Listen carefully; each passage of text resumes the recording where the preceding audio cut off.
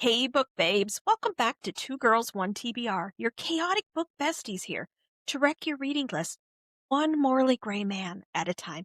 I'm Rebecca. And I'm Chelsea. We're coming to you from our own corners of the bookish world today, but don't worry, we brought enough spice and opinions to fill the whole digital space. Today we are diving into the darker side of the shelf with an author who refuses to let their characters off easy.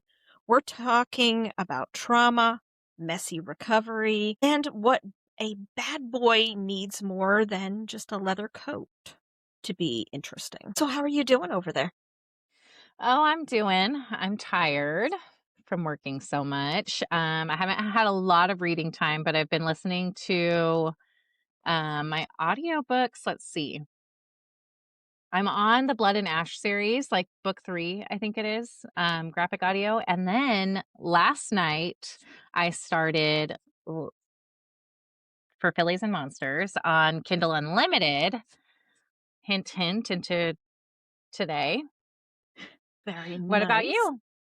I am still reading this one here, Taken by Touch and Torment by Maggie Sunseri. This is the Mhm. second book in the duet. It is really good. I just been so busy. I haven't had a chance to read as much, but I'm about halfway now Yeah. and it is really good. And there's so much happening in this book because it's very, they're in a world of like, there's doms and submissive kind of stuff is Oh, happening. okay. And it's good. It's good. And when you get to book 2, you find out more about Scarlet, who she is, what she is, that kind of deal. And she's been using her abilities, we'll just say, to enter the minds of these powerful vampires to Yeah. try to save herself, in essence. But it's Okay. very, I'm liking it. But Yeah. like, again, it's a duet. And Okay. Maggie Sinceri, if you get an opportunity, read them. It's again very easy Yeah. read, very good. But Yeah. I love make sure duets you or duologies, whatever we want to call them. Love and them. make sure you check your triggers though. So if that kind of stuff Okay. bothers you, anybody out there, but it's Yeah. me. No, I like dark stuff. So it was good. But now, because we have a special person coming on, and it's going to Mhm. be Landyn Hill, and she does dark cowboy romances. I myself have never read a cowboy romance, but you have been reading, and Mhm. you so far have been enjoying her book. Yeah. Yeah. So I'm so used to like now I've read other cowboy romances Mhm. like Elsie Silver but going on to like the dark side, it's been very interesting, and I really liked, like, her author's note in the beginning, and I hope we can, like, talk to her about it when she gets on, but, yeah, it's definitely very good. Like, the cowboy, because you expect cowboys to be, like, rough, Yes. and so, like, getting that in the other books that I've read that are more, like, contemporary, not dark side, it's always kinda like, "Oh, they're softies," like, you don't really get, like, that rough feel, but she really has nailed it so far. Ooh, Yes. that sounds good. So they're kind of leaning more towards the villain kind of vibe, kind of thing. Yes. Yes. Yeah. So that is good. Now, Like, very dark cowboy, like, hiding in the shadows, like, so it's the cowboy with it's the a black hat kind of vibe. exactly, the black hat, black outfit, yes. Mhm. I like it. Oh, I'm Yeah. excited to talk to her about it. Yeah. Now we also have, because in honor of her, for her episode, Yeah. we have our 2 drinks special for her. Now, again, this will be on our Instagram, on our highlights under sips. The first one is The Bitter Truth. It's for a hero who has a past written in blood and a future he's willing to burn down. That sounds good. And Yes. then if you don't, of course, if you don't want anything alcoholic, we do have the mocktail, and that's the silver lining. That's for the heroine who built a wall of ice, but is finally finding a reason to let it melt. Adorable. I love it. Again, I really want to see people. I want to see people make we have Yeah. to. I agree with Heather. Someday, if we ever make, I have made us a Patreon page, but haven't done anything with it. Mhm. But I think we someday should do, and we should make these drinks Yeah, and see and what they are. The problem is sometimes we record in the morning and it's not as appropriate. I mean, but we could be doing our mocktails We could be, earlier. yes. Yes, we got to start making them. But they're always fancy. I've never did like the mixing of drinks or anything. Like Yeah, I normally will just open like a wine cooler or have yeah, wine, or I've had like whiskey on, on the ice, on the yeah. rocks, that kind of Although thing. now I have an idea that like I need to go in because I've got, her book one of this Hmm. series. I need to make either the mocktail or the poison Oh yeah. and like do a little drink outfit book little Well, that post would with be fun. those. Yeah. Well, that would be super fun. A two girls, one TBR special, post for it. I like that. Heather Yeah. said she wants to make different drinks too. Yeah. We haven't got her to do it yet though. But she's more brave than I, because she has the shaker and all that Oh kind of yeah. She's stuff. got her cute cups and everything. Yeah. Oh, I know. I Mhm. miss Heather today, but we will Mhm. see her. She'll be back with us next week. Mhm. Now, if you caught our teaser on Bookstagram yesterday, you saw us reveal the recipes for these two drinks that we were just talking about. We designed these to match the dark cowboy energy of Landyn's Trauma Bonded series, which, by the way, is officially out in the world as of 2 days ago. The aesthetic of this series is so moody. You can just feel the duality in these recipes. It's that balance between the bitter reality of a traumatic past and the silver lining of a hard earned recovery that Landon is known for. And now that Four Saints and Outlaws is finally in our hands, we had to bring the mastermind behind it onto the show. So we will be back just here in a couple moments with Landyn. We are so incredibly excited to have Landyn Hill with us today. Congratulations on the release of For Saints and Outlaws this past Tuesday. We have been seeing the teasers of this book all over our feeds, and we are obsessed with the vibe you brought to the genre. Thank you. Absolutely. And the best part is that the story isn't over yet. We That's hear you're right. already deep into writing book 4 in the series. And so, welcome to the show. We are so ready to pick your brain about these dark cowboys of your trauma bonded series we've been hearing so much about. Yeah, thank you guys. I really appreciate the invite, and this is just I'm excited. This is going to be fun. Yeah. And I really like legitimately, you're everywhere on my Instagram feed. A Yes. lot of my book besties have had you on there. One in particular, Angel, I think that you've met her in person. Yes. Yes. Okay. So I met her through one of our friends in like our little group that we have. And then she just has gotten me in touch with a bunch of people, but she is so supportive and awesome. And I saw She that is. she showed up and saw you, right? Yes, Was it she in Texas? surprised me. Uh-huh. I Okay. had no idea she was coming. Yeah. Angel's kind of like I call her like she's like my inner voice. Whenever Yeah. I'm like writing new chapters, I send them to Angel before I send them to anybody else. I Oh, love nice. that. Yeah, she is super sweet. I had met her just on Instagram, and she's like, "Hey, LJ Shen is having a thing at the Huntington Barnes and Noble," and so I just went and showed up, and she made me feel so welcome, like Yeah. right away. It was like I feel like I've known her forever. Yeah. I mean, I met her through Instagram too. Like, Yeah, that was in Texas when she came to that signing was the first time I met her. But yeah, very yeah, special. yeah. It's awesome. And then so many of our other friends, like Rebecca was saying, we have another girl in our group, Angela, and I've actually seen it. I think Michaela in our group also. Yes. She's read your arc. I think she just got it. Yep. Yep. Yeah, so it's really cool getting to meet you now Yeah. because I've seen your books everywhere and it's exciting. Thank you. Again, we've said this many different times. It's amazing how just our little world that we have created in the Bookstagram, and how many wonderful, nice people that we all Hmm. have met. I Yeah. really haven't met anybody that I've been like, I don't want to talk to them anymore, unless you go over on Threads. That Yeah. seems to be the place Oh we yeah. find those people. But Threads is everybody, So much. that's why I just don't do anything with Threads anymore. I've read a Yeah. little bit, like if there's something I might see or something, I'll go over there, but I don't even post over there on Threads anymore Yeah. because Yeah. it seems a little toxic over It there. can be, I think, for sure. I keep it pretty lighthearted on Threads. I mainly am like when I'm trying to get ARC readers or like, really pushing out Yeah. into the Yeah. interweb, I'll post on there like a whole bunch and then I'll disappear for like 6 months because I'm like, okay, thank you so much. I'm done. Yeah.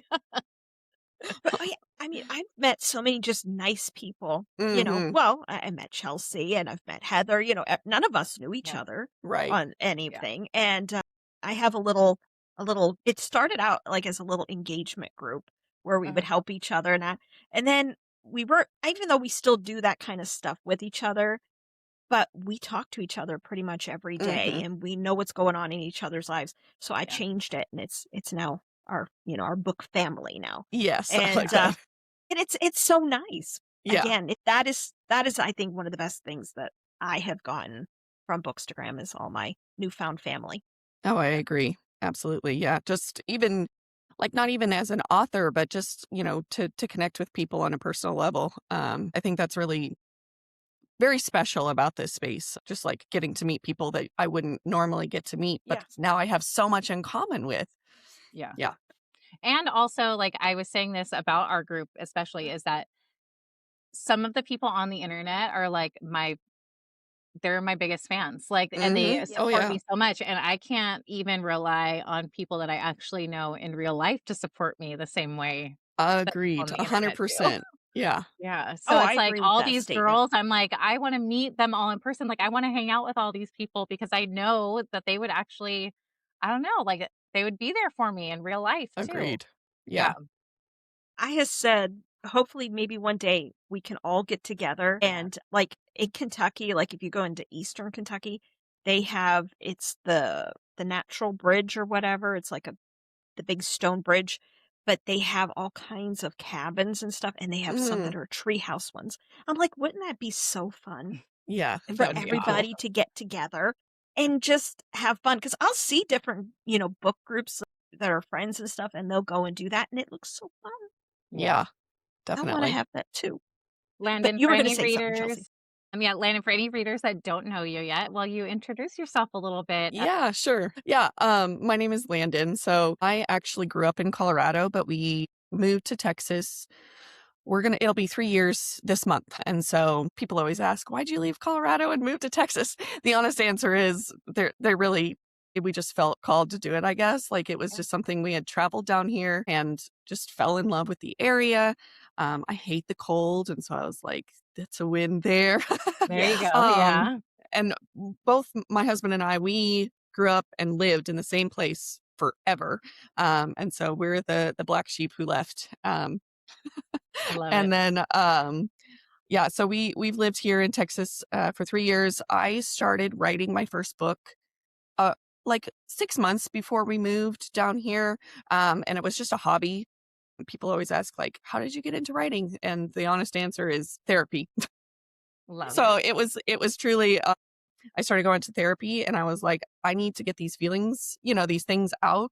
But Mhm. I'm not much of a journal person. And so I started to like write it as more of a story, not my story, but write it kind of those same feelings as a story. And that's why, it came up with the trauma bonding because I was like, I feel like I'm bonding with these characters on this level. And then it just all has spiraled since then. But yeah, it's been a really interesting. I don't know if most authors start with the like, yeah, I'm gonna really release this book, or if it's like, I'm gonna write this book and see what happens. And I feel like that's kind of my experience for sure. Yeah. So for Phillies and Monsters, was that your actual first Yes, it debut was. book? Okay, cool. And I'm already seeing parallels between you and Stetson Yeah, because she moves from Colorado into that's Texas. right. And so now that's going to bring on a whole other set of questions now from me Yep. as we go. So that's cool. Now, do you do the artwork on your covers yourself, or do you have someone else do your artwork? I have a cover artist. Um, her name is Kim, and it's like KDG Books. And she does all of my book covers. And then I released this last year, the special editions. And my friend Ella, she's an author as well. She actually has done my formatting and she did my special edition covers. So I could artistically, I think, do some of my covers. I Prior to being an author, I owned a stationery business. And I did all the Nice. artwork and stuff for my planners. So I know I'm capable. I just don't like my own art. I feel like most people feel that way. They don't like their own enough to want to like use it on something that's like, I just don't think it's good enough, but it probably is. Yeah. And so, Perfectionist issues. yeah. Yes. And I also like, I'm a big believer in like, supporting as many people as I can. And so I very much like to work. Like I have artists that do character art for me that I like to repeat. But I also like to try new ones all the time just to spread, the love, I guess. Yeah. And they've done a really good job. I mean, you Yeah. started off with, was this the original cover of Yeah. the first one? And then the rest of them really look nice. I have Looks loved the good. way I'm so Yeah. excited to get the fourth one done so that I can see. I'm excited to finish the series just because like I feel like it's gonna feel like such a like an accomplishment. It's an accomplishment to release one Yeah. and now three, but I think it's gonna feel like I've finished something and I'm really Right. excited to see it all come together. Yeah. And these are interconnected standalones. Extremely, yeah. Yes. So and that's been I think maybe a challenge, like promoting it and getting ARC readers and stuff. Because a lot of stuff, especially in, the romance genre or kind of this cowboy romance genre, they're interconnected standalones, but you can read them. There might be a little spoilers, but you can read them in whatever order you want, or you can Right. pick up. These are heavily connected. So like I try and tell people, do not start with the one that sounds interesting and then because it'll ruin the others. Yeah. Because it's not just the romance piece that you'll like find out about. There's like things, because I try and incorporate a lot of mystery and a lot of Mhm. trauma and stuff that doesn't get resolved until other books. Right. I've read there's another series. It's like a small town romance series and Hmm. she has some suspense. And but yeah, she has like there's a background theme that like doesn't get resolved for the whole series. And Yep. so yeah, okay. So and with yours, I've already met Dale and I Yeah. absolutely love her. She's the girlfriend that we all need. And Absolutely. I saw that book 2 is her book, right? Hmm. Yes. So yeah, and I'm excited to see number 3. So I haven't gotten the arc but Okay. some of my friends have, but I'm interested to see who book 3 and 4 are about. I'm excited. Yes, I know. I get lots of questions about book 4. But can you Book tell 3, us, can you spoil for us if anybody hasn't read it yet, who book 3 is about? book 3 is going to be Valentina. So Okay. she's kind of the protagonist in book 2. She's Okay. the evil sister to the MMC. And I tried really, I wrote her pretty authentically. Like I poured a lot of myself into her. My postpartum rage was Valentina. And so that's kind of this character. I put a lot of rage into her. And so she's really, really bad in the second one. And then she gets, I think, a redemption arc in the third one. And so that's the FMC, and then the MMC is also one of the protagonists in the second book. Okay. And so it's a lot of redemption arcs and peeling back like what makes people evil, and like why people maybe act the way they do, and they're not Yeah. actually evil, they're just misunderstood. Yeah. Well, now you talk a lot about like linear healing.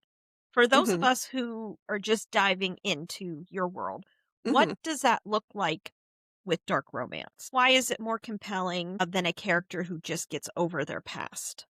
That kind of thing. Sure. In my experience, I guess like every author writes it from their own perspective. In my experience, I don't think I've ever fully healed from anything. Like Mhm. I guess in some sense you do, right? You move on, Yes. you heal, you're able to progress in life, you're able to grow as a person, as a character, that kind of thing. But that shapes then how you uh, face life, in the future. So, you're have parents who expect you to be, super hardworking and, like always get the job done before you get to do something fun. Well, then that creates a person or a character who, carries a lot of guilt, like taking time off to do something fun when I know I Yes. have this to-do list to do. So, yes, you heal, but I don't think that I think that's part of the human experience. You're never actually done healing. You're never actually done growing. I just think as a person that impacts how you then do it the next time. I, Yeah. I understand that a lot because you can take that like with grief. Yeah. Like if somebody, because like my dad passed away, my brother passed away, you know, I still feel that. It's with me Absolutely. all the time. You just learn to live with that feeling, I guess. Exactly. Because like some people are like, oh, it's been, this many years. You should be over that. Yeah, never. And I mean, that can be in all kinds of Sure, different for sure. experiences. But I don't think we ever truly get over those kind of things. I think it's Mhm. just, you just learn to move on and live with that with you. Right. It's And I think never just a people finish line kind of right, I thing. think people who feel like they cross a finish line are just better at compartmentalizing and, like, Yeah. able to put it away, and that's just my perspective, right? That's just me. I mean, there could Yeah. be different perspectives, but in my experience, like, the people I know who are like, "Yeah, I'm better," they're just truly able to put it away, but it's not actually gone. Yeah. Yeah. In your author's note, I had kind of mentioned this before we started recording, but I love that you said you're a chronic oversharer. You just want to belong. And through this writing, you can kind of tell like you get the dark stuff that's kind of like within all of us. You can kind of Mhm, get that out onto the page, and I can see how that can be very healing. mhm. Um, can you speak a little bit more to that? Like anything that you've kind of I know you said postpartum, you touched on that a little bit. Can you tell us a little bit more about your experience and how that might help readers that are dealing with the same things? Yeah, it was funny, in my street team. And this is just because the 3rd book is, like, on my mind right now, so that's the one Mhm. I'm most able to pick apart, but Yeah. in my street team just the other day, we were talking about how book 3 makes you feel, like, damaged and, like, kind of like this raw sadness, and I can't remember what I was trying to type, but it said daddy issues, and then I sent it, and then I realized and I was like, "Well, that actually applies." Um, so I think that, like, for me, Stetson was, so each book focuses on a different perspective of trauma. So the first Mhm. one is like meant to look like this is past trauma. Like in the present day, she's not actively going through the trauma. This is something that happened years and years and years ago, and Mhm. it's shaped who she is. And now she has to decide, like, do I let that continue to control my life, or do I take it and become who I want to be instead of what this makes me be? The second one, like they're actively going through trauma. And I know that like people there I actually had a lot of ARC readers who like couldn't read it because it was too painful, which in itself was kind of affirmation for me. I wanted people to feel it. And if that's Right. too much Yeah. for people, that's absolutely okay. Like you have to protect it. I put all the warnings in there, like your mental health is more important than reading a book. Yeah. Um, but I wanted people to feel that. And so the second book's a lot more like sad and grief and some of that stuff. And I was pregnant at the time and I was kind of grieving, like my former life. My daughter is a blessing. We worked very hard to get her. Yeah. Yeah. And so I'm very grateful.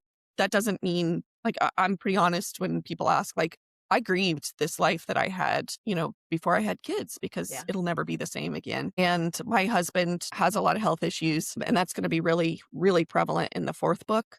The 3rd book is like you're somebody else's trauma. So that's the perspective is like you're this evil person. And that is also pretty prevalent to myself. I would consider myself like a pretty happy person, but I underneath it all am a pretty angry person and I have to deal with like those like how to interact with people and my daughter, not getting frustrated at her because it's not her fault. Like those things are mine. And my husband who is a saint. I don't know how he puts up with me half the time. But like those things and that's come from a lot of, working with a therapist and stuff. And so I had really good parents, but I had a lot of bad stuff happen to me as a young girl. And I think that um that's unresolved for a very long time. And so these are all things that I'm like working through. And so then the Yeah. 4th book is going to be super heavily it's about watching somebody else go through trauma. That's kind of the perspective and how helpless and hopeless. And I think that's going to be the hardest one for me to write, if I'm being honest. Yeah. I've restarted it 3 or 4 different times just because it's really hard to like relive that because that's definitely the most fresh for me. Yeah. So I haven't gotten to read obviously book 3 that just released a Mhm. couple days ago by the time that we put this out. Yeah, But I already kind of feel a kinship with Valentina a little bit because it's like you said, like we're kind of we can always kind of be the villain in somebody else's story. for sure. And Yes. sometimes we're just like, we own that and we're like, okay, you want me to be the villain? Then I'm the villain. Right. So I love that you kind of put that in there and that a lot of us readers are kind of the black cats, the black Mhm. sheep, and Yes. we feel that way. And so, yeah, I'm really excited to get this in my Yeah. hands and to read it. So yeah, thank you for putting that in these books because a lot of people, like you said, like we all have to watch our own mental health. And so there Mhm. are triggers for some of us, but it's also really nice to know that we're not alone Mhm. in feeling these ways and letting the dark come out a little bit.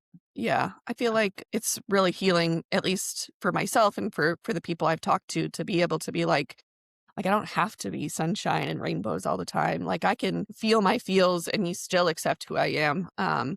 Mhm. And I tried really hard to put that in there. And I love the romance pieces of it, but it's probably the girl gang that does it for me, truly. Yeah. Like, that's probably the most healing part in all of it, is this girl gang, because I wouldn't say I've got a really, really close group of friends, but I have been betrayed by more women and girls in my life than I have men. And Yeah. I think those cut Yes. deeper, than like a boyfriend cheating or, whatever. I think a girl betraying your best friend betraying you hurts a million times worse than any guy. Yeah. And so I think that a lot of, trying to build this girl gang in this book, that's been as healing as any of the romance pieces of it.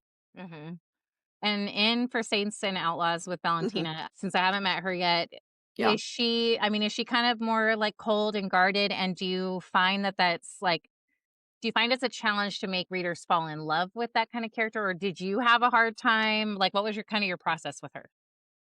I knew people were gonna hate her in the second one. I mean, I wanted it to be that way. I wanted Yeah. people to be like, "There is no redemption for her. She's horrible. She's responsible for so many horrible things happening to this character that we love," because we all have people like that in our life where your best Yes. friend was hurt by your other best friend, or, whatever the case might be, right? Yeah.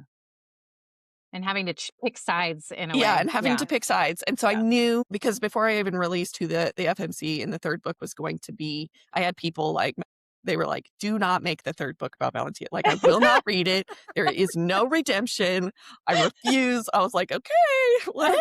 And to be honest with you, Valentina has been my favorite character that I've written so far. For sure. Without a doubt. It didn't necessarily start that way, but I think I resonate the most with her, like these feelings of just like being so alone and so isolated. Um, and maybe that's just, again, the part of life I'm in. Like, I've got a 7-month-old baby and it is pretty isolating Yeah. and it is pretty lonely, Yeah. especially living in a different state than every friend and every family member I've ever had. It is very lonely. And so I think that I was able to like pour so much of that into her story. But she was not hard for me to like from the beginning, because I was her. I was like, if only people understood me. I understand what you're saying. When I had my first child, I was in Kentucky. All my family was in Pennsylvania. And also, I am the black sheep of my family. Most of my family, we do not speak, unfortunately. Hmm. And so I was very alone. And I think when you have your first child, you think you know, but you don't know until you have that baby.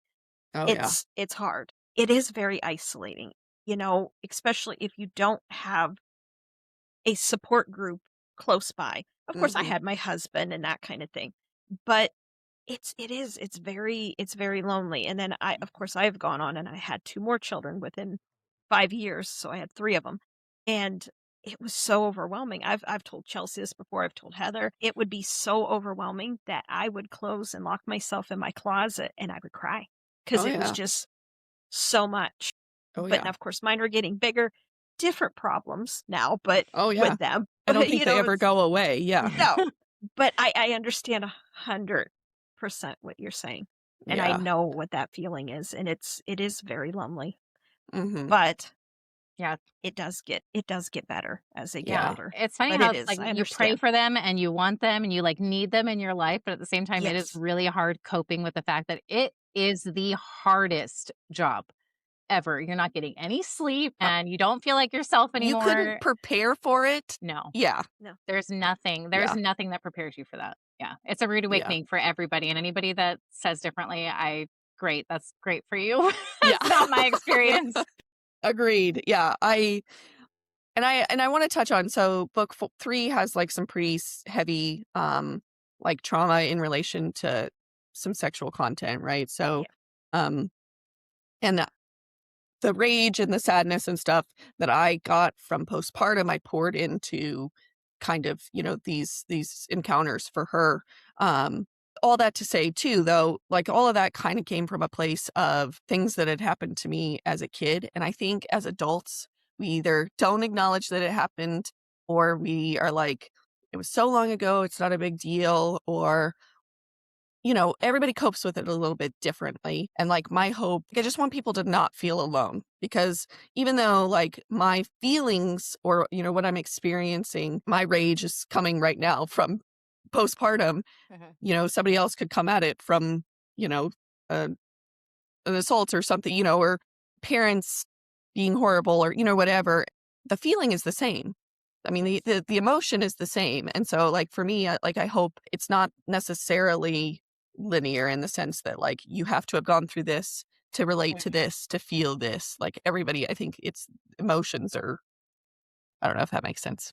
Yeah, absolutely. Trauma is trauma. Exactly. It doesn't matter where it's coming from, and all those type of events, no matter what they are that happen to you in your life, it follows with you. It's part of you. And for myself, like I have been the last 17 years, I have been unpacking. I always say I'm like unpacking boxes in my mind of events that happened when I was a child and stuff like that, and realizing this was not normal, and it's taken me a long time to get to where I'm at, that I'm not going to say I'm accepting of it, but at least I have more like labels and things like that I can put on them.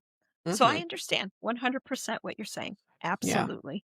It was important for me to work through this stuff so that I could help my daughter, I guess. I didn't grow up understanding what consent looked like. I didn't understand, even friendship relationships, setting boundaries and being able to say no. And, if I didn't want to do something, that didn't mean that I'm lazy or worthless.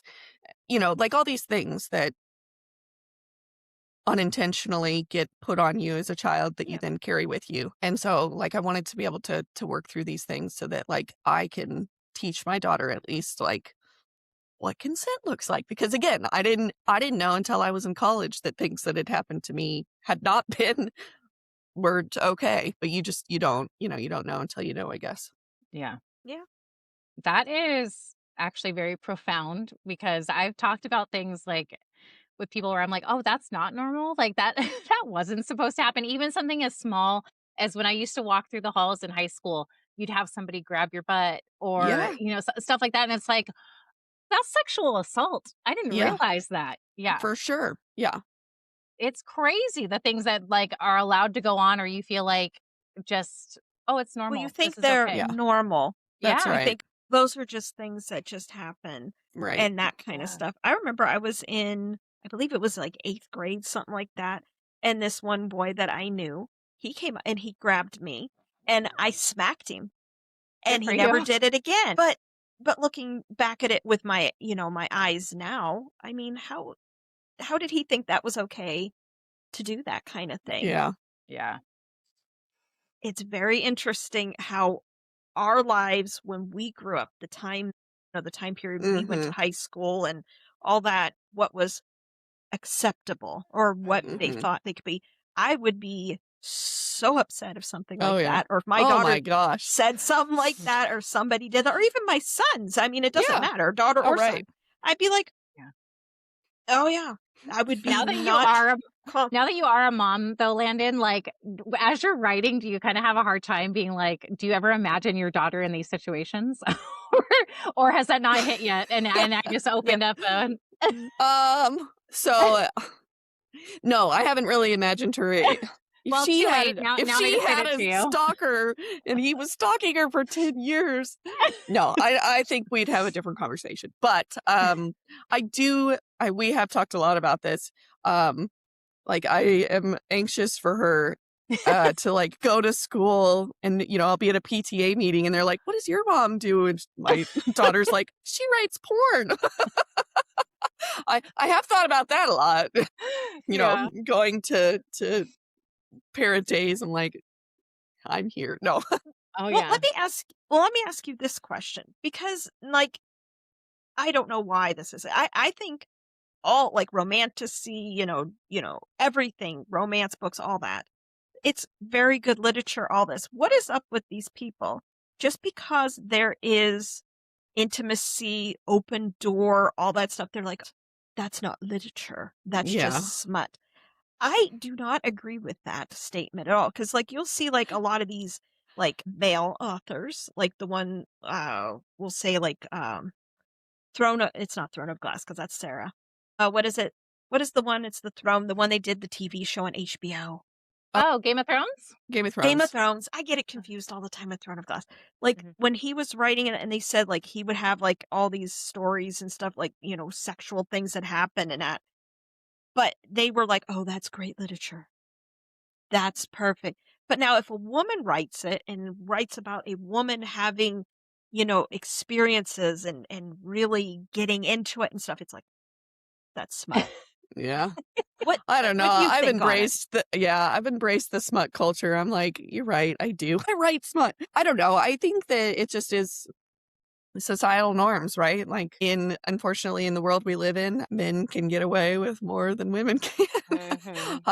And I think I seen a post just the other day that was like, people are saying that, these romance novels and stuff, that's not, literature or whatever. But it's opened this door, and now people are reading more than they ever have. And it's this whole, I mean, like book people are willing to spend money on books that, they've already got 10 copies of. And so it's also helped with the economy. I'm like, name a man that could do. I Preach, agree. sister, preach. Yeah. So I don't know. It's been fun. I have a hard time. I have like the world's best husband who's the most supportive. And I mean, he works insane hours so that I can stay home with our daughter and work on the weekends and write. And, he's a great help. So I have a hard time. I'm like, I know other people are struggling, but I can't relate. Yeah, like I need my husband actually. Yeah. Yeah, I did love see my that. husband. Yeah. Yeah, I saw that you referred to him as your golden retriever, like cinnamon roll He male main is. character. And so I did want to ask, like, are these male main characters, like, are they literally just live in your mind, or are there people that I don't want to say people, like, I don't want to disrespect your husband or anything. Are Yeah. there like No, parts yeah. of him in these characters, or where do you get that inspiration? Or is it just in your messed up mind? Yeah. I think, it's everybody has kinks, I guess. And I have a very good supportive husband who's willing to try anything. I That's a love good it. husband. Yes. I guess it's, it's kind of one of those things that like he is a total cinnamon roll. And I think just like past experiences and things that have happened to me in the past, I have like these, dark demony shadows that like I like to write about because it gives me control over these real things in my life that I didn't have control over, and then I can reshape them into somebody that I control. I guess it's all about Yeah. control, I guess, kind of that concept, right? So Yeah. I'm able to kind of reframe that. And I don't know, I guess I've just always been a little bit more drawn to the dark side, even though like it's one of those things like every girl likes, a bad boy, but then you should marry somebody who's not. I get to have my bad boys on page, and then I Yeah. get to have a husband who showers me in love and praise and dotes on Yeah. me. And I And get the best of both worlds. We've talked about that before, where it's like, yeah, all these guys, like all these book boyfriends, they're great on page, but you really would not want to be around them Oh, in no. real life. Let's be honest. We don't want that. The red My flag. husband references Gus. I don't know if you've gotten to the scene, but where he comes in her hair and he's like, "Would you be mad?" I'm like, "Yes, I would literally light you on fire." It's like, but you wrote it. You Yeah, thought I'm of like, I this. would be so mad. Now my husband is extremely supportive of me. He buys me any book that I want. Because just over Christmas, he bought me 30 some books that were on my list that I wanted. But he is, though I don't know. Have you read the Plated Prisoner series by I Raven haven't. Kennedy? Well, there is the main male character, so I can't tell you his name because you have to read it someday. But my husband is him. Okay. And because he does things as you read through the series, he will burn the world Mm-hmm. for her, for the female main character in that series. Mm-hmm. And that is my husband. And plus, my husband has a dirty mouth, just like him. Yeah. So I have that. My husband is not. I wouldn't call him a cinnamon roll. Yeah. He's maybe that's why I'm so deep in my villain era. Yeah. It's because it's him. Because I know if I came in the house and I said to him, this person was outside being mean to me, like this would happen to me. But if I did that, he would be out there and he'd be ready to fight Yeah. because that's how he is. So Yeah. but I can't tell you who that is. So someday, Okay, I'll if you read get it. a chance and you read it, you will understand 100% who I'm talking about. Okay. Noted. Since we had talked a little bit, I know I keep referring to book one because that's what I'm reading right Yeah. now. Mhm. But for anybody, like I said, that is a new reader finding you today from our podcast. So I had mentioned Dale, who I Mhm. absolutely love. Is there somebody that you base her off of? Is she a little bit of yourself, or is she like the friend that you wish you had? What was the inspiration for her? I would say she's kind of a mix of a couple of friends that I've had throughout my life. It's funny, so she is a teacher, and so I was a teacher, and so like all of the experience she brings in that sense is all my experience and understanding as like an educator. But as far as like her personality, she's somebody that I don't want to say like I have some really good friends, but there are like pieces of her. She's my imaginary best friend who Yeah. like I pulled, all of these bits and pieces from my friends and from like the kind of friend I want to be and poured it into Dale. That's what I love about her so far. Like, I'm really excited now Yeah. for me to get to book 2 so that I can read more about her, but she's just like the cool chick that you like, I don't know, you like always wanted to be, or you always wanted her to be Yeah. your best friend. Like, I adore her already. I Yeah. absolutely love her. So I'm not excited to get to her trauma, but I am Yeah. but I am excited to get to know her more.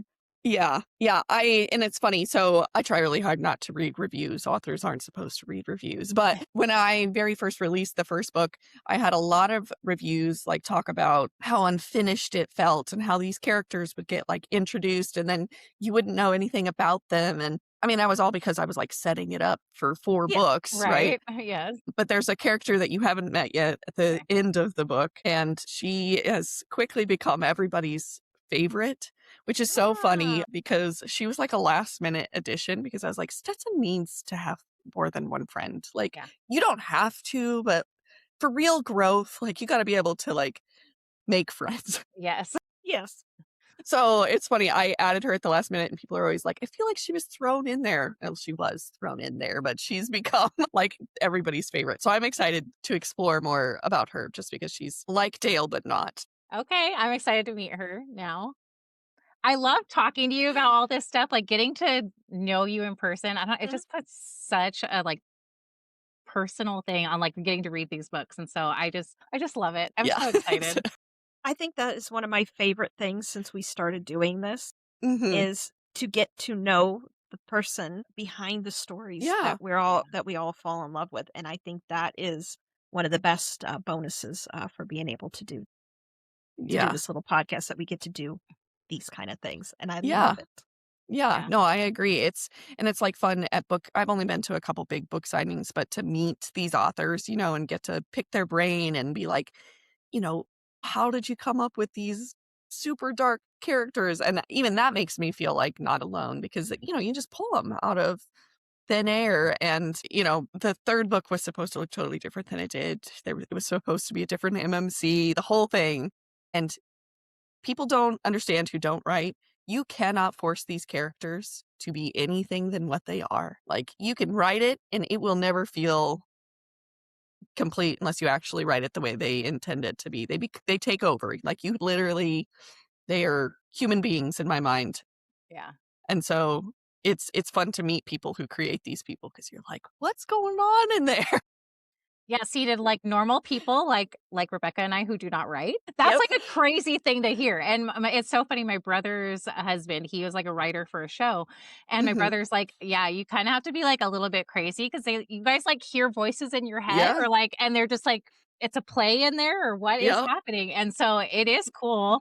I would That love is to very hear neat. more about how that works for you. Like, is it in your sleep? Is it just during the day? Like, when do these things come to you? It's so I guess backtrack a little. Some authors are planners and they like make an Yep. outline and they've got this. I'm not. I will write a general outline of like how I want things to start and how want things to finish, and then everything in between is whatever comes out of these characters' mouths. And so I guess like I get a lot of ideas late at night, which does Yep. restrict my sleeping some because I'm like laying there. I'm like, oh my gosh, I need to get up and write all this stuff down or I'm going to forget for tomorrow. And before I had a baby, it was obviously a lot easier to get this stuff down on page. I would say I have a harder time now just like focusing because I feel like I almost have to like drop myself into the world when I get ready to write. Otherwise, it feels not third person. I mean, I'm still writing in first person, but I feel third person because I'm not like actually invested. I'm just like trying to get words out. And so this book has been really, really challenging because I'm like trying to maintain kind of like this, the focus, but I've only got 20-minute stretches while my daughter naps or whatever. And so Yeah. it's been a major challenge. I think this fourth book is going to be, like I've said, the hardest one yet, just because like my time to really drop into the world is very limited. Yeah. And for a creative person, that's difficult because like you get into Very, a zone and then being pulled out of the zone is like one of the worst things. I don't know if that's very. ADHD or creative, however we want to call it, but Yeah. that is tough. And I can Yeah. see where, like some of those like dark feelings are probably coming out of those situations too in the For day to sure. day. Yeah. Yeah. For sure. Yeah, definitely. I'm a very independent person. I've lived by myself since I was 18. I have had a million jobs to, keep myself afloat. I put myself through college. Like I'm a very, very independent person and I like human interaction. I call myself like a extroverted introvert. Like I have Yep. this big of a battery and I want to go do stuff, but as soon as I'm done, I'm done. And like people who are like, well, let's hang out this week. I'm like, I don't want to make a plan just in case I don't feel up to it. Making a plan stresses me out. We're going to play by Man, ear. Okay. yeah. And so then to have a Yep. baby that it don't matter. You are on all the time. Yeah. That has definitely brought a lot of like, how do I deal with this? Because that's just not who I am. Oh, But I understand 100% with that. I mean, like I said, it gets better now. Like if you ever decide to have a second child, mhm, to me, having my second child was the hardest. okay. The first, it was more, it was just the unknown, that Mhm, kind of thing. And then I had to figure out, well, this little person I'm in charge of. I remember that the day I had him and they took my epidural out and then I was finally able that I wasn't numb, I could walk. And I went into the shower and my husband, well, he wasn't my husband at the time, he was just my fiance at that time, but this is when I knew I loved him, is when he mhm, helped me and helped clean me up after having the mhm. baby. Yeah. That is love. When Oh, yeah. someone is willing to do that and not, none of that bothered him and he took Yeah. care of me and all that. But I remember they brought my son in and they're like, here's your baby. They just pushed him in the bathroom in the little bassinet. I And know. that was that crystal moment and, that crystallizing moment. And I was like, my God, I'm in What do I charge of this do? little person. You know, because I had just turned 30 at that point, Mhm, and I was just like, I'm like, "Oh my god." mhm, All my life, I was like, I was preparing for this. I always wanted to have a child. And then that moment happened, and they're like, "Here's your baby." And then I got used to it, and I got in a yeah. routine, and I took care of him. And then within 2.5 years, then we had our second son. And Mhm, that was the hardest thing because then I had to split myself between mhm. two little people. I Yeah. was Oh, I prepared for the believe it. birth. Yeah. That part I was ready, but I wasn't prepared for being pulled in 400 different directions at that point. Yeah. But Yeah. if you have any more beyond 2, if you go 3, 4, you're already crazy. This is what I keep telling everybody. You have any more than that, you're already crazy, and it doesn't matter. Because when I had Okay. my daughter, the third one, she just got mixed in the fray, and it was fine. Yeah. Yeah. Mhm. And that was it. But I understand 100% Yeah. what you're saying. Yeah. 100%. Now, I'm going to ask you, I'm going to go to our friend's question. Yeah. Because this cracks my soul inside, because she cracks my soul inside. She had some very, very good questions. Now, first question. If you didn't write the romance genre, what would you write? Or do you think I that don't would be? even like to read books without smut in them. I don't know. Like Throne of Glass is probably the only series I've ever read that doesn't have smut in it. Romance and stuff. Like I think that from a young age, I was boy crazy and I like loved this idea of romance. I mean, I read romance books as a teenager.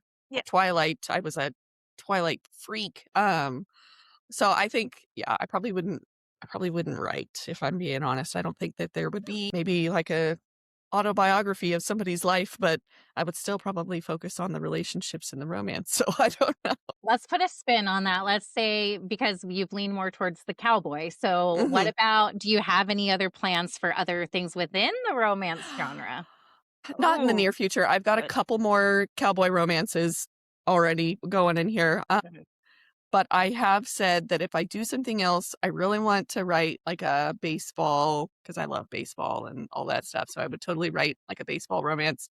And then someday I will write a pirate romance, because Yes. Pirates of the Caribbean was like my peak. Oh yeah, for sure. That and Twilight were like my childhood. And there's enough. Johnny Depp. I mean, I love Twilight and vampires and all this stuff, but that's so flooded. I'm like, I'm gonna write a pirate romance. Yes. I love Johnny Depp gets the girl instead of it. I love Will, Yes. but Johnny Depp gets the girl. Yes. I love Johnny Depp. I have Oh. said this before. He is on my short list. Johnny Depp, I will take that man. I don't care. Well, I mean, he's in his 60s now. I don't care. I will take Yeah, I don't Johnny either. Depp. Yeah. Jason Momoa, I will Yeah. take that man any Mhm. day, because he could pick me up and throw me. So I'm not a waif. I've said Yeah. this before, because I love him too, because he was with a fan, and she was disabled, and she wanted to take a picture with him. And he's like, "Here, I'll hold you up," so she could stand to take this Mhm. picture with him. And she's like, "I'm not thin, I'm," and he said, "Well, good thing you have me." And he just picked her up like she was nothing and held her up.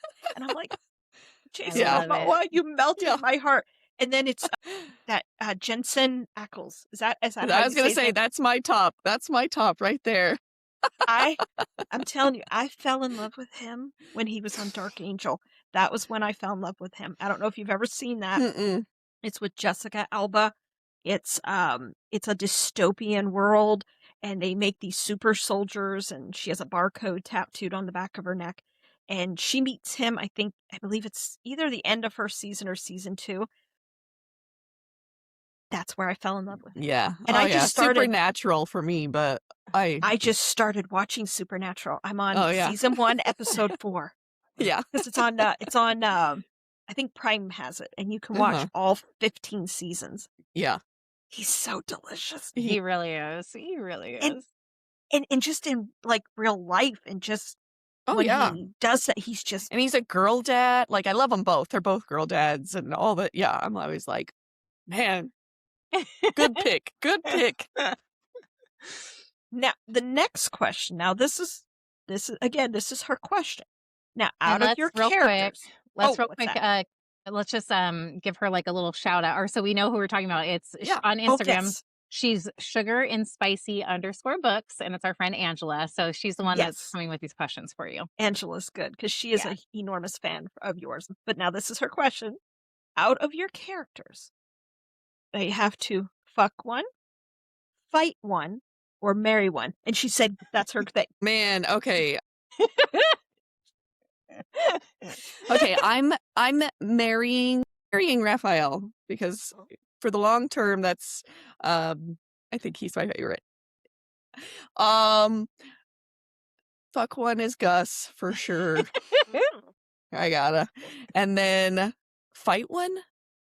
Oh man, I would fight Mateo because I think I could take him because he would be too nice to I like love fight it. back. I I love it. love that. I love that.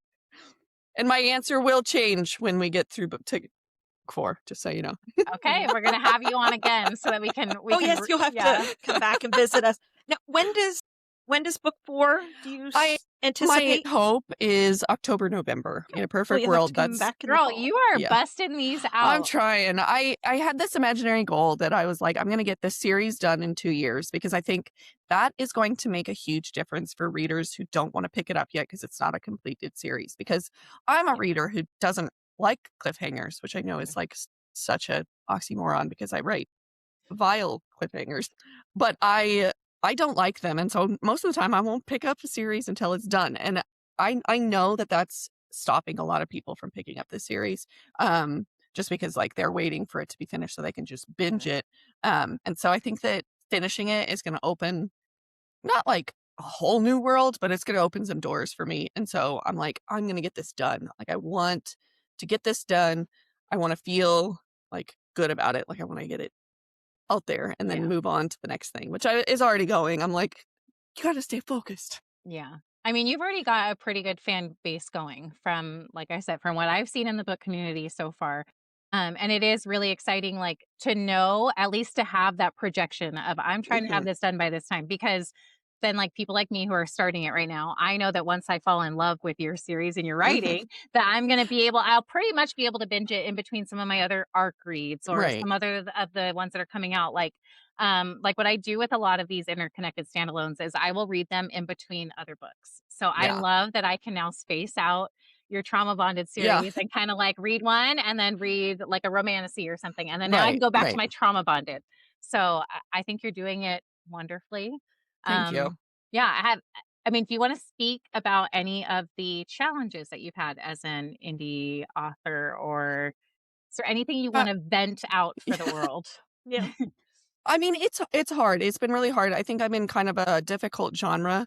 And I think that maybe has been my biggest challenge because, dark romance and cowboy romance, there's lovers of both. But to find the people who like want the middle it's really hard to like find those people. Because in the beginning, I had a lot of cowboy romance readers pick up my book because like a lot of the friends I had made and stuff, they were cowboy romance authors and different stuff, but they picked it up and it was way too dark. And so then I got like a lot of like, not negative, but some negative attention because they were like, this is like messed up and dark and, it's not your fluffy romance, which is fine, right? Everybody's should have their preferences, but it was really hard to find my readers. And I feel like I found a lot, but I feel like it's still untapped. I don't think that I really haven't I have never gone any sort of viral. I have never gone any sort of I still haven't found, the channel. I'm still clicking. Looking for the channel. So, that's been really frustrating. Just I know they're out there. Yes. I know they're out there. I can't find them yet. And then the other piece.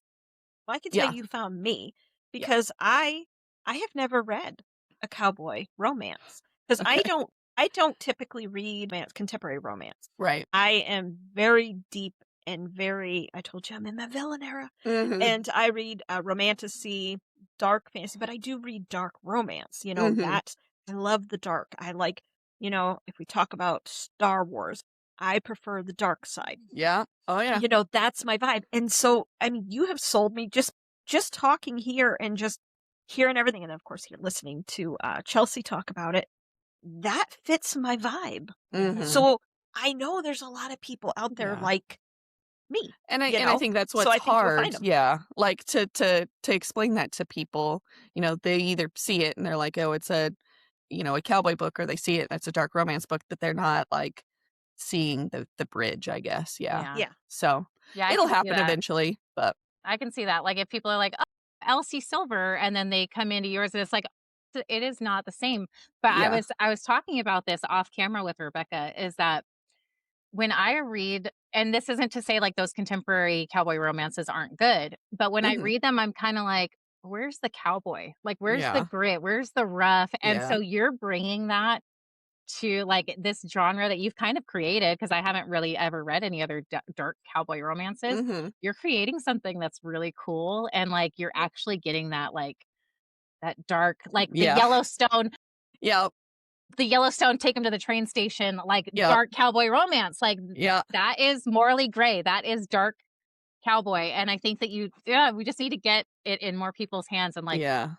that's hard I though as an know. indie author. I don't know how you get it into more people's hands. I Well, hate because promoting. Oh my gosh. I'm like, you're an author, you're not a book marketer. Yes. And that's what's Yeah. so difficult. Yeah. yeah. Well, I mean, you're taking like the cowboy and you're making him like the truly morally gray. You know, Mhm. he is, you know, he's not just, you know, just a cowboy. Like I Right. know exactly what you're saying, but you have that you're bringing that villain vibe with it. Mm-hmm. Oh And yeah. I'm telling you, there are so many of us out there that love that. And then, like I said, I've never had an interest in reading a cowboy Right. romance, you know, contemporary, you know what I mean? Right. So this has very much piqued my interest, and it is definitely now part of my wheelhouse. And I'm so excited for people to find you and to actually realize what your books are. Because Mhm. because like you were saying, if people think it's one or the other and they're looking for And the one or word the, you know, monster on the first one throws so many people off. They're like, they think it's like horses and monsters. I'm like, no, the guy is a monster, but not like an actual monster. Like, dang it. the one girl I know on here, she loves like the monster books. I myself Oh, that's fine. don't get into it. You know, that's not Yeah. my thing. And it was like an octopus and stuff, and Yeah. Oh, yeah. the tentacles go a lot of places. I have questions. Yeah. You know, Every I'm hole is it's plugged. Every Yeah. hole is taken care Oh, of. yeah. well, you know, and like the kiss of the basilisk. You know, isn't that Yeah. how you I pronounce read it? that one. Yeah. Oh, you read that, and and there's something he puts, and I'm like, that's interesting. Yep. It's I don't know, but I have not gotten into that quite genre. Yeah. But I'm more, you know, they're more the dark, the broody, the fae, Yeah. and vampires. Right now, I'm on myself personally. I'm on a vampire kick right now. That's what Okay, I've yeah. been. Yeah. That's what I've been. Oh, I had pirates, and then I'm into vampires, Love it. and then I don't know what I'm gonna be doing next. Cowboys. I could do cowboys. Cowboys. Yep. I've seen I'm some telling such you. good. They've had some good videos on Instagram of some lovely cowboys on Yes. and they're like the kind that could throw us, not Yeah. these little skinny ones. Yeah. I'm talking about the bit because I don't need a six pack man. No, I yeah, want a me either. man that can grab a hold of me, like I said, Jason Mhm. Momoa, and throw Mhm. me You Yeah. because know, I'm not Jax skinny. Teller, from Sons of Anarchy. So that's what Gus's brother is based off of. That's his looks and Ooh. vibe and the whole thing. Okay, let's cast some people real quick then. Yes. So Gus, because Gus to me, like he is black cowboy hat. Yep. You know, he's like fading into the shadows. You kind of see him. He's got like the 5 o'clock shadow or maybe a beard going on. Mm-hmm. Sometimes, you know, like, and he's just kind of blending in. Who is he? Who can I So imagine? he is based on Kit Harington. Who I love. Oh, yes. But cowboy, right? Yes. But that's when I sent my cover, my artists and stuff, Yeah. inspiration. Now I was like, him, this is who it is. Perfect. And I freaking love him in Game of Thrones Yeah. too. Oh, And yes. so now, Yes. oh Yeah. girl, now that when I'm finishing this, I'm gonna be like, oh, so good.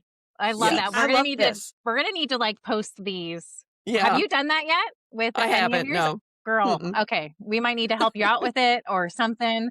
Okay. Now book 2, who is our main character again? Mateo. Mateo. Okay. So do you have haven't one met for him probably No. yet. So he is, I don't know, I guess he's loosely based on the guy in 365 days. Okay, hold on. He's a male lead in a lot of things. I'm trying to think of what his name is. Oh yes. I don't know if it's Michael or Michelle Yeah. Marone. Yeah. He's So hot. him, So but hot. like more Hispanic than Italian. Okay. Yeah. He's in what's the thriller that just came out? Yes. Yeah, I just watched it. The Housemaid. The Housemaid. Okay, yes. Yeah. Yes. And I've seen trailers for that. Looks okay, good. yeah. So It was good. his character is very small in The Housemaid, but Hmm. I think it takes more, like he gets more in the next books, but man, is he a good looking Yes. Oh my gosh, yeah. specimen. Okay. Love that. Book 3, our male main character. Is actually based on the other, so I don't know if you've seen 365. There is the other male lead. Okay. Let's see. I had the names pulled up yesterday and I was like, Simone Cecina. He's a good looking man if that's who we're talking about. he's like got the shaved head. Does he in that movie? Maybe not. I don't know.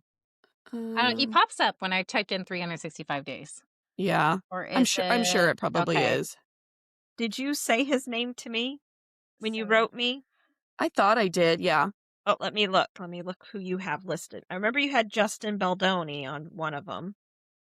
Okay, it's not that You guy. said guy's that like- name. Yeah. Let's see. I think But I don't know who you're putting him. Mateo is kind of a mix between Justin Belladoni and the Let's see Michael or here. Michelle Well, or this Simone Cecina guy, he's very attractive. Oh yeah, I you have imagine that would Simone be him. Cecina. yeah. Okay, yeah, that's what I thought. And then you have McCrae. I don't know how to say his name. Charlie Hunnam. Yeah. Hunnam. That's- Oh, Charlie Hunnam. Hunnam. Yes. Yeah, Charlie that's Oh, Hunnam. Hunnam. Okay. That's a See, I our don't pronounce Jax. anything right. Our Jax. Yep, that's Teller. Jax Teller. Yeah. Yep. And then Oh you goodness, have girl! Oh, I found the shaved head picture. Whew. Yeah. Oh, that's Okay. Yes. Okay. Well, how about let's give our female main characters a moment. Have you They're- casted any of them? No, It's not harder. really. You, They're it's so much because harder. It's you and all of them. Yeah, of that's course. really you picture yourself as the female lead always. So I'm like, I don't know. I did like the art that you've had done for them. They're beautiful. Hmm.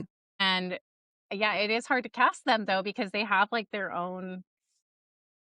Yeah, I don't just even think it's know who you would pick I know for because we've got Stetson's So- blonde. yeah. So Stetson is based on Estella Warren. Okay. So have you seen the movie Kangaroo Jack? Oh, That's she's kind of a niche. pretty. Yeah. Okay, yeah. She almost looks like Kate Upton a little bit. Yeah. Yeah. Okay. Okay. yeah, So she's pretty. I could that's see that. Stetson. Dale is based on a girl I know. Love that. She's just like real short, got super long, beautiful hair. Yeah, her physical look is for whatever reason I picked her, and in my mind that's all I can picture for Dale. I love it. What a compliment for your Yeah. friend. That's awesome. Valentina is, I don't know, just like more my imagination. She's very, I don't know, like beautiful, tan skin and this really fiery red hair and like very fit. I don't know. She's very much kind of your more supermodel status kind of character. And then Faith is like short ballerina. She always wears her hair in like a top blonde bun, like really innocent, always blushing. I can't think of a character off the top of my head. Like Yeah. maybe like Ellie Fanning or something kind Okay, of is. yeah. Okay. I think what it'd I'm be really picturing. fun if people that are listening to this or some of your fan base Yeah. or new people, if they're listening, to give us their fan cast based on what you Yes. said and Oh, what they yes. know of the Yes. characters. I think we might need to do a little call to action and see what Yes. people think Yeah. about it. Yeah. I would love that. Yeah. Especially Angela, the one who sent these questions for you. Yeah. I would love Yeah. to know what she envisions in her head when she's reading it. Yeah, See, definitely. this is a part I love is when we get to ask you as the author what you see in your mind. Hmm. Because, I know what I see when I'm reading, different things, but when you see what you see, Right. it makes it so good. Yeah. Yeah. I love it.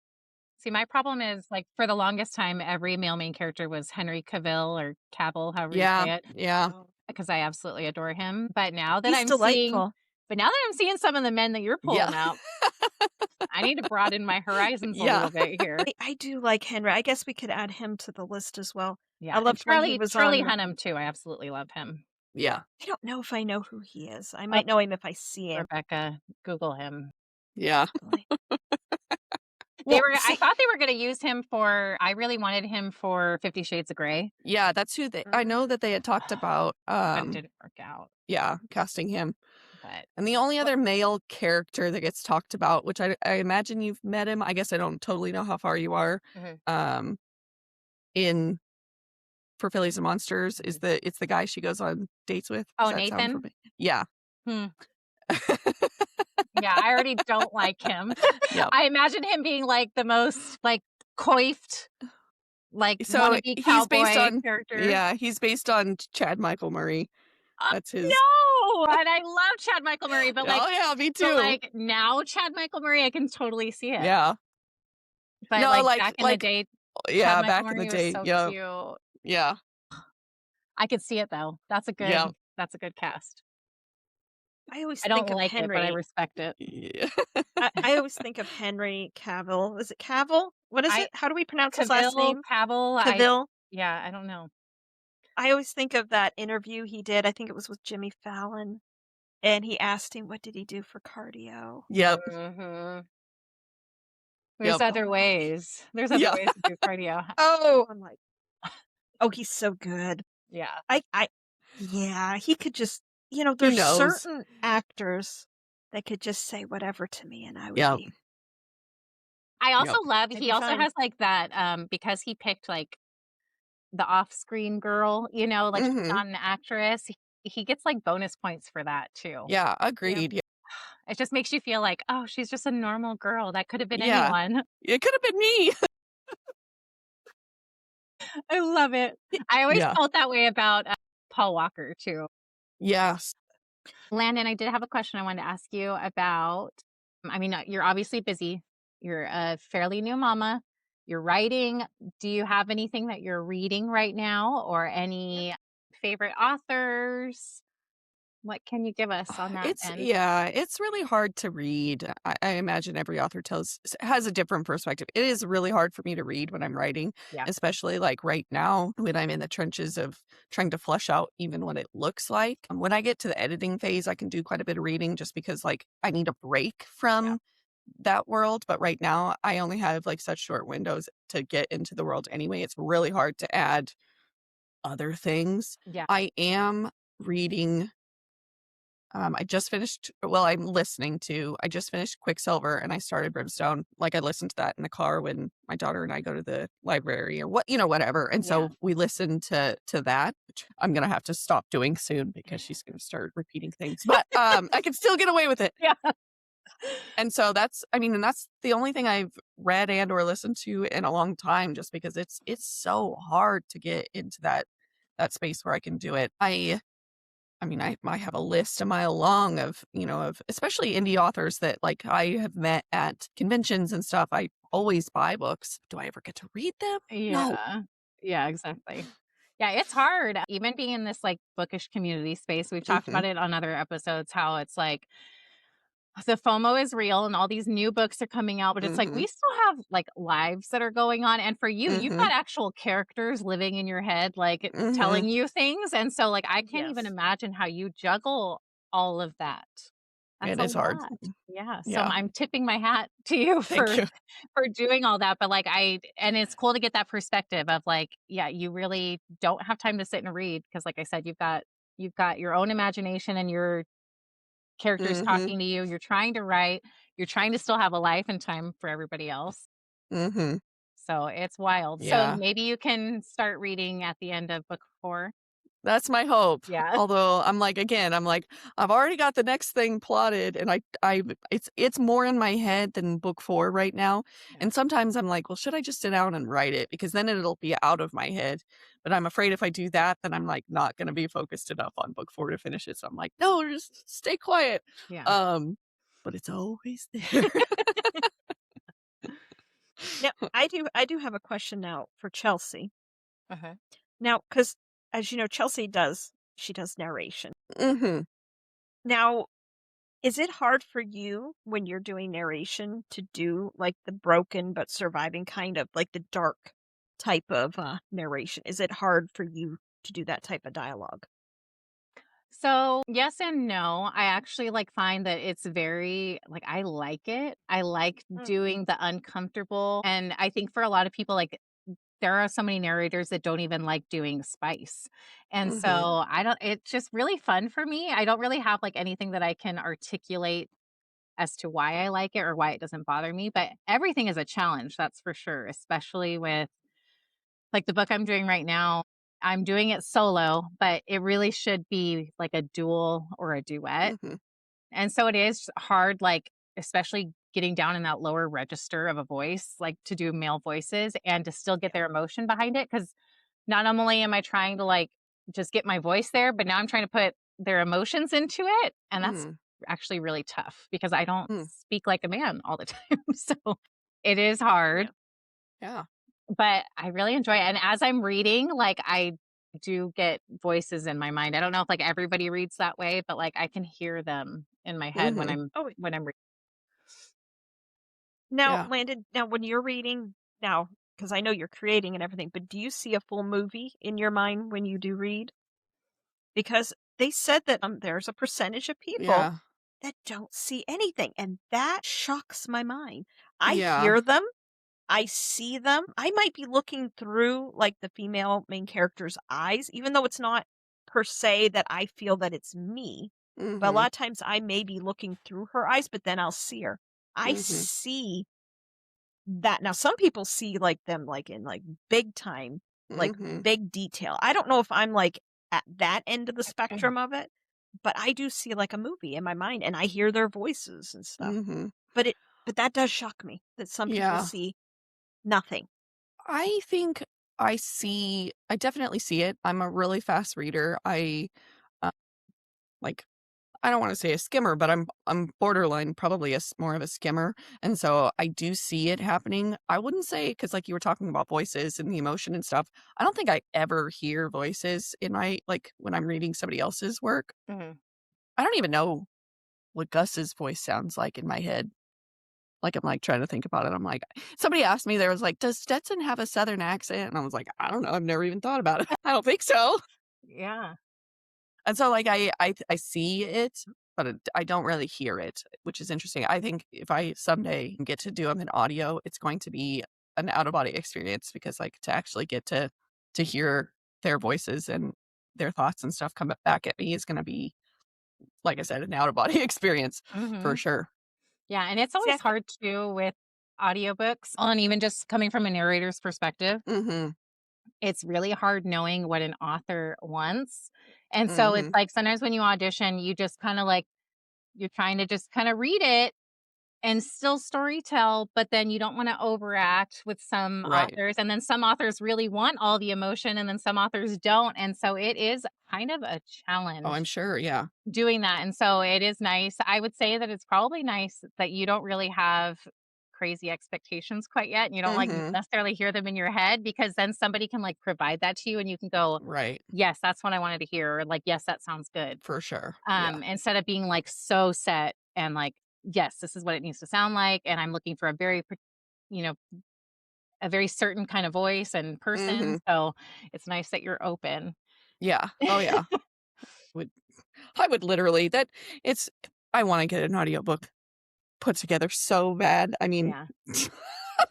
to hear their voices would be, yeah, amazing. We're gonna have to talk more on the side. Yeah, Not that I'm, like, definitely. pushing myself, but if there's I anything I mean, can do to help connections are you great. Yeah, yes, but if there's anything I definitely. can do to help you, like, start the process because there's so many options, Yeah. like acx.com, like, you can kinda do it yourself and not lose your rights to Mhm. things, so, I mean, it would be Definitely. absolutely awesome if you can get, like, an agency to pick it up because I Yeah. think that you like I said, I think you have something really special. The way that you write and picturing things in my head, like, I can picture the ranch I can Mhm. picture the house, like, I have that all in my mind as I'm reading your book. There has been no point where I'm, like, confused or I Mhm. can't Well, picture that's in good my to head hear. what's I'm going on. glad. Yeah. So, very, so like that means you do very good world building so I that yes. you can try. really see it. Yeah, I like, I like it. really feel like I was dumped right into it, and I'm not even picturing anything from, like, a show in particular. Yeah. Like I don't know, I kinda get, like, the Yellowstone vibes, but at the same time, like, I'm picturing Texas. I've never Mhm. even been to Mm. Texas, but what my mind thinks Texas looks like I've Right. yeah, you it's perfect. So I'm good. so glad. See, that tells a lot about your writing, and that you can, that she is seeing it, and you're building that visual whatever. See, Yeah. I love that when an author can get me that I can truly see everything that is going on, and if what I get a physical emotion from a book, I always know it's really good. Yeah. Yeah. And And it's not from the like sounds of it, that inundated with yours is. details. Yeah. It's not like so inundated with details that you're bored, but you're like, it's Mhm. just really good painted picture Thank you. writing. I Yes. appreciate it. Now, let's see, Now, what would you say out of your series now? How many peppers would you give your series?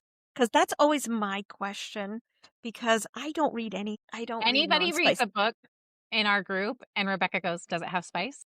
Yeah. I have to I know. think it's gotten spicier with each one.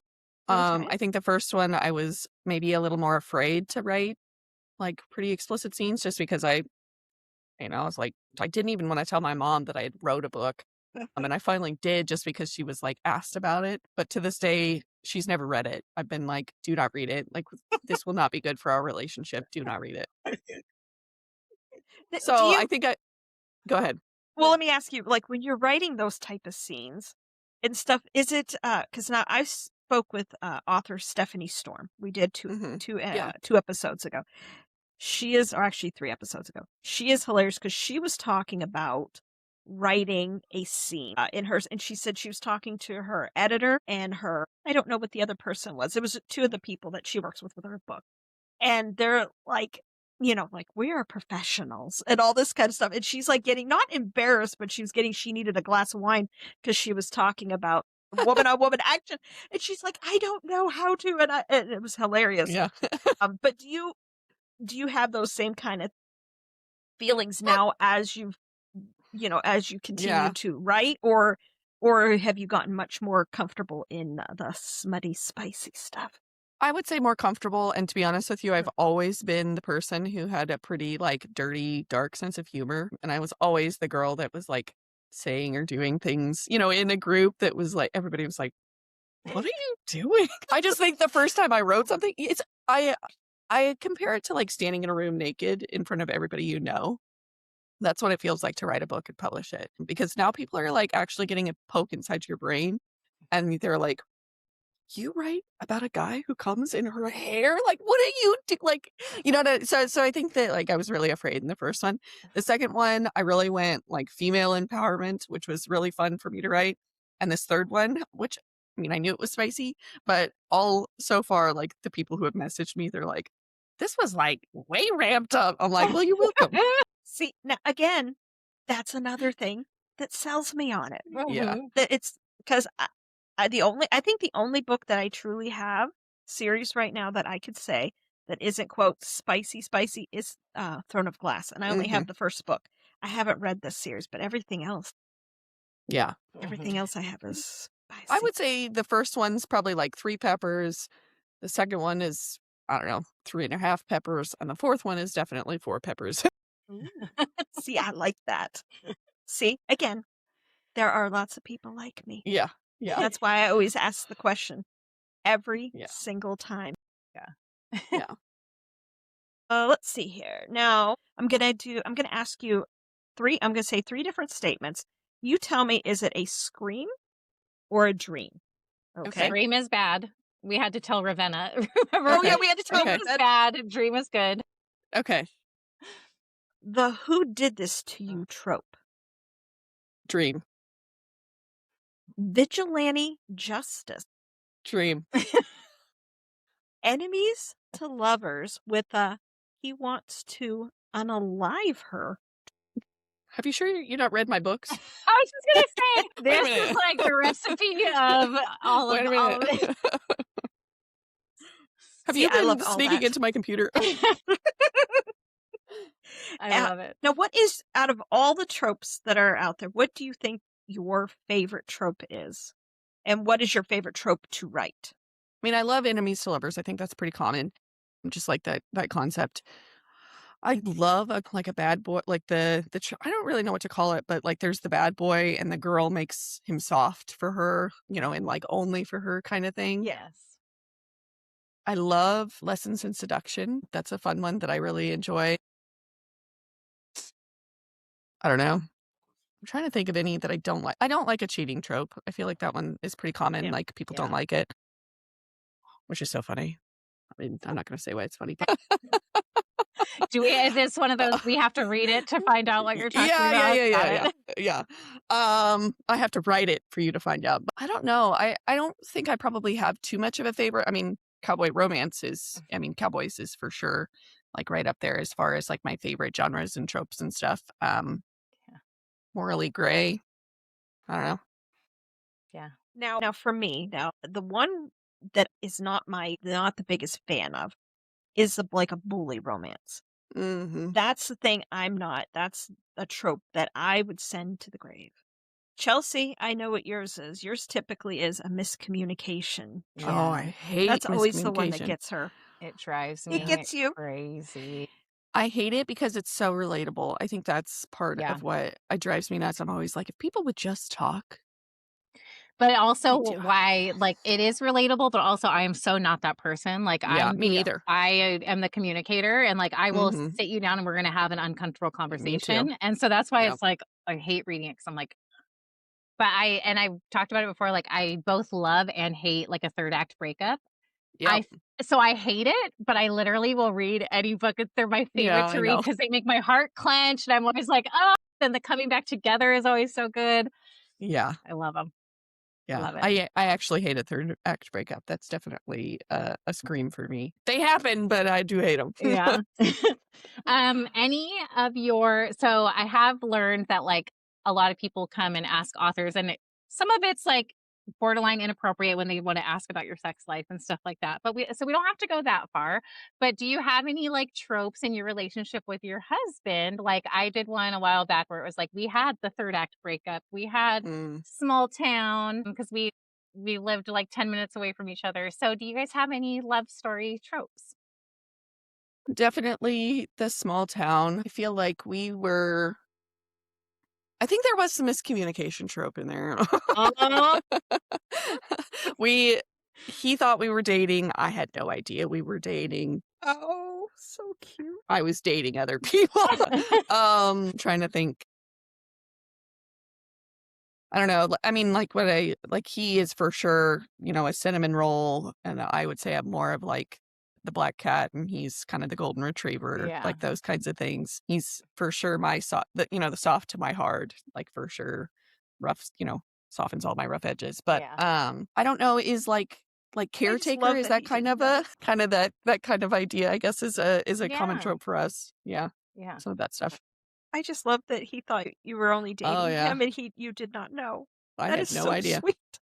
And how funny, because that's normally like if you think about gender norms, that's usually the other way around. And so I love when that happens to a man. He's like, listen, I've been set on you and you're out still dating other people. What's going on here? I love that for you. How long did it take for you to realize that you were dating him and didn't know that you were dating him? We started talking in like April and we talked and he came over and hung out at my house a couple times. And I mean, like true golden retriever, cinnamon, like he sat on the opposite end of the couch. I just like thought I was like a bro and he was like getting away from his house. Like I just thought we were friends, but I really wanted to date. And so I just was like stopped talking to him because I was like, I want somebody who's serious and who wants to date.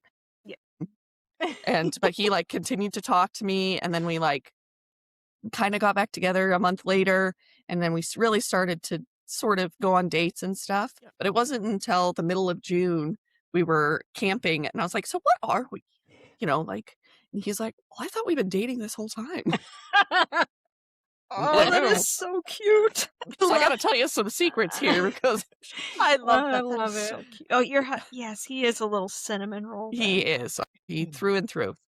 How many years have you guys been married? It will be 4 in June.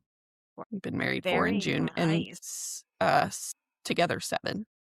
Awesome. Well, Chelsea just celebrated her milestone. Yeah, our 10 for her. Yeah. Wow. Yeah. And my milestone comes up here in September. I'll be married 15. Wow, that's very cool. Yeah, awesome. This is my second time around, though.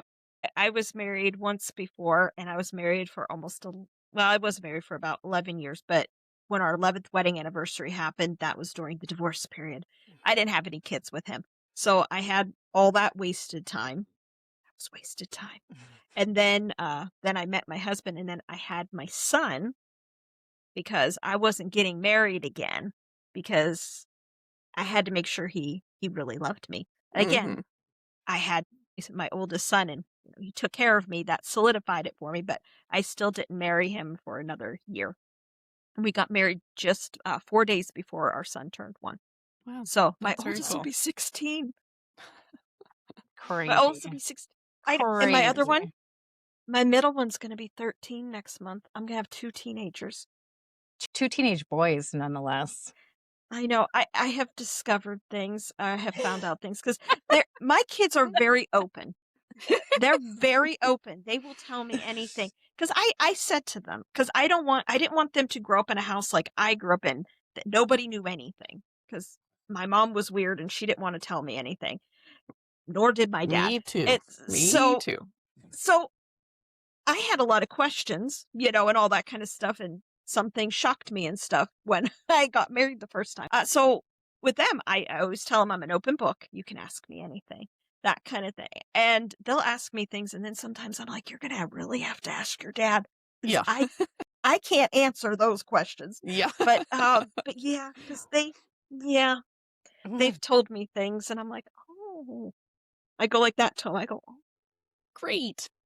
Chelsea, you get to look forward to this. Hopefully your boys will be the same thing. They'll be open with you and not be weird Yeah. and Yeah. not ask you I things. mean, one thing I'm trying to instill in them already, which I don't know if it's appropriate or not, but I'm like, we are not going to have period ever boys. Like, mom has a period. Any woman that you meet Yeah. is going to have a period. It is normal. You treat me better when I'm on it. Yeah. Like, Yep. we are doing that in this house because I am not having the ew, they're not Hmm. going to grow up and Yeah. be that way. I'm not We've all allowing it. dated somebody who was like that for And sure. yeah. So my boys, they're going to be gentlemen to their women, Hmm. especially at that time of the month.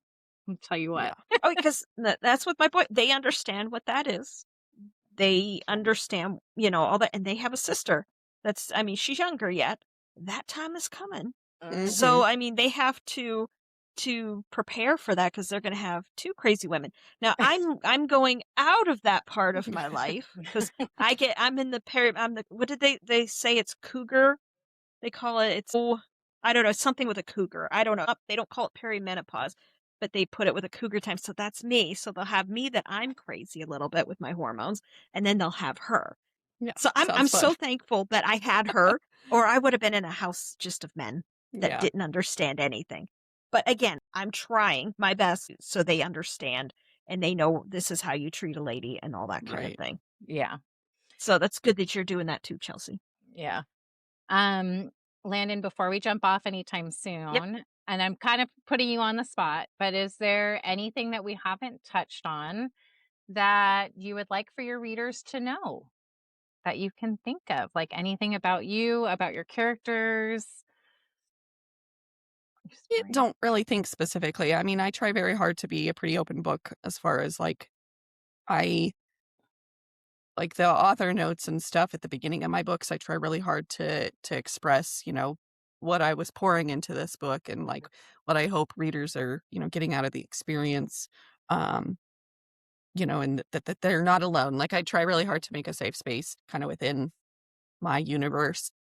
I think the one thing, if people don't know, readers save authors just as much as authors save readers. I feel very much like, I wrote these because I felt alone and I don't want other people to feel alone. But in them not feeling alone and reading it, now I no longer feel alone either. And so it's an amazing thing to stand naked in a room of the people and then be like, I love you anyway, that kind of thing. Like it's been terrifying, but also one of the coolest things I've ever done, just because I found people who, I would never have met otherwise, who resonate so deeply with these things that in other settings would be my flaws or my secrets or my shadows, these things that are negative about me.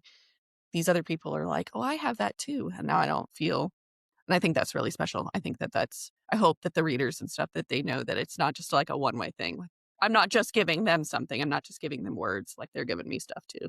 Yeah. So that's beautiful. Yeah. And I love So that. don't skip the author's note. That's Yeah. one thing I would tell your readers, because even just from reading that, I had already felt a connection with you reading that author's note and then going into the story. And even more so now that we're talking in person, it's been so awesome getting to know you. Yeah.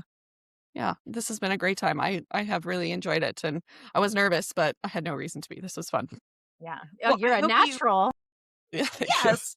And I hope that you would like to be one of our bonus chapter besties so that Sure. you can rotate in every now and Definitely. then with us and talk about different books. And of course, we want you to come back this fall Yeah, when book 4 definitely. comes out, Yeah. because love that. this has been this is super fun. This is something that has blossomed and has become something so amazing. I thank you for coming on and talking about your book and joining us, because we're just crazy here. Yeah.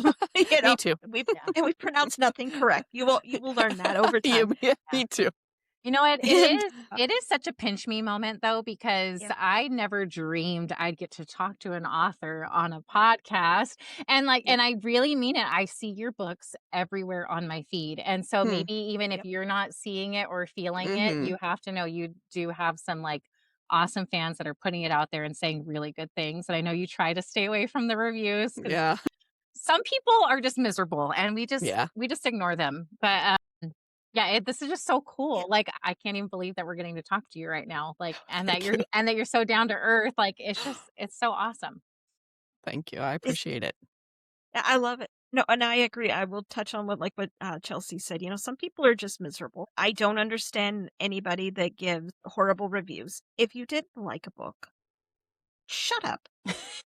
Just don't write anything. Move on. Yeah. Or just write, it wasn't for me. Don't bash the person. I mean, like, it doesn't have to be for you. Just don't bash the author for. Well, Also, I think a lot of times, have you written a book? That's what I always want to respond. I'm like, Sheesh. please tag your book below. Yeah. Please just show me Exactly. your masterpiece Yeah. of literature. I would love to read it. Thank you. Yeah, because a lot of them, because they think they can say this stuff and they can be as cruel as they can be because they're behind a screen or they're behind, a faceless bookstagram or whatever. And those people are, in my opinion, are cowards in a lot of ways. Because I could never do that. I only review books that I absolutely love. And I give everything I have read is 5-star. And it's because I love them and they speak to me and that kind of stuff. I mean, have I read things that I do not like? Yes. But do you see a review from me? No, because I'm not going to do that, because we don't yuck other people's yums. Yeah. That's Because just exactly because right. Yeah. I don't feel that way, that doesn't mean Chelsea would feel the same way, Right. or Heather, or et cetera, And I think those people that do that are people that have too much time on their hands. And I will die on that hill. It is so subjective reading. And and people that forget that, it's sad for them because they're not enjoying it. And all these people that think that they're like these book critics, when literally nobody asked for your opinion. I understand that we're doing all these apps because it helps with authors and everything, but it's also calm down. Yeah, exactly. Like, you really nobody asked you to critique this book as harshly as possible. Right. But yeah, so anyways, off that soapbox. Yeah. Well, I really do appreciate you guys having me on, and this has been a lot of fun, and I'm excited to get to chat to you guys. Yeah, I'm so excited to read all your books so that I can officially talk about everything that I know after I read it. Yes, thank you. Well, my DMs are open. You let me know when you get to it. Oh, I wanted to ask that too. So how do you feel about do you love when readers come and talk to you? Obviously, you probably don't. As long as it's negative stuff. Yeah, don't tag me in negative reviews, and don't send me a message that was like, I hated this. That doesn't make me feel good. But yeah, whenever a reader messages or emails or whatever, and it's like, I loved this, that makes me feel really good. Okay. And there have been times where I've written to some writers or authors when I'm at a part in the book where I'm like, this is what I think is happening. Do you enjoy knowing? Yeah. Oh my Okay. gosh. I Okay. want somebody to create like a conspiracy theory page for Yes. my books. Just because I do try really hard to do like the smoke and mirrors and stuff. I'm like, I'm waiting to hear like what do people think is happening? Thank you to Landyn Hill for Yes. joining us and giving us a glimpse into her writing world. If you're ready to have your heart broken and put back together, For Saints and Outlaws is available now. You can find all of Landyn's books on her official website or by clicking our link tree. Yes, because Great. we'll have a link to your book, to whatever you prefer for us to send the link. Okay. We'll have it on there so everybody can find you. Awesome. So, but also, thank you guys. indeed, we love to do that. But follow us on Bookstagram at 2girls1tbr. And of course, check out our Sips highlight for the drink recipes that match Landyn's book. Will you give us your Instagram handle real quick if anybody's listening? Yeah. It's at Landyn, Landyn Hill Reads. Perfect. And we're going to have that linked on our Instagram page and all of that so that they can find it. But wanted to make sure that you got to say it on here. Yes. Thank you so much. I really do appreciate it. Thank you. Yes, because you'll see your picture not all fancy. Okay. I can't wait to watch it. So exciting. All right. Good night, book babes. Good night. Bye. Bye.